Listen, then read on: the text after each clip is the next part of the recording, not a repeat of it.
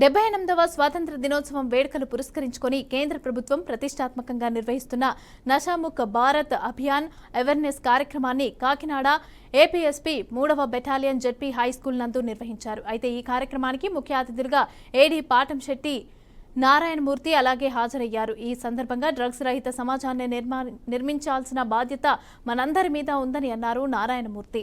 ఇక ప్రతి ఒక్క విద్యార్థి మత్తు పదార్థాలకు దూరంగా ఉండాలని సూచించారు. కాకినాడ ప్రభుత్వ ఆసుపత్రులు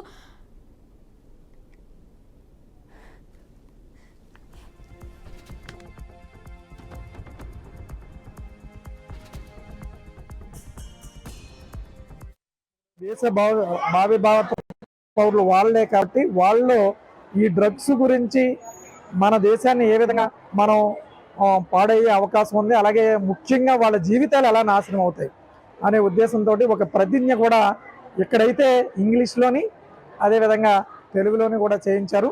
ఈ మన హై స్కూల్ యాజమాన్యం వాళ్ళకి ప్రత్యేకంగా కృతజ్ఞతలు. ముఖ్యంగా ఏంటంటే మనకి మీ అందరికీ తెలుసు, యువత ఎక్కువగా ఏంటంటే ఒకసారి అలవాటు పడితే దీని నుంచి మానడం అన్నది చాలా చాలా కష్టం. వాళ్ళ కుటుంబాలు చిన్నాభిన్నం అయిపోతున్నాయి ప్రత్యేకంగా ఈ డ్రగ్స్ తీసుకోవడం వల్ల.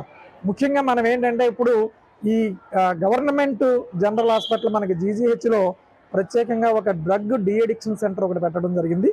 అదేవిధంగా మనం ఒక ఎన్జిఓ కేంద్ర ప్రభుత్వం వారి సహకారంతో ఒక ఎన్జిఓ కూడా మన జిల్లా వ్యాప్తంగా వలసపాకల్లో గంగరాజనగర్ రోడ్ నెంబర్ 1లో ఒక సెంటర్ ఒకటిని ఏర్పాటు చేశారు. పుష్కరమాత ఎన్జిఓ వాళ్ళకి ఇది అప్పచెప్పడం జరిగింది.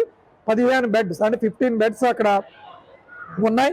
ప్రస్తుతం అయితే 10 మంది కూడా ఉన్నారు. వీళ్ళు ఏంటంటే ఎవరైతే ఈ త్రాగుడికి కానీ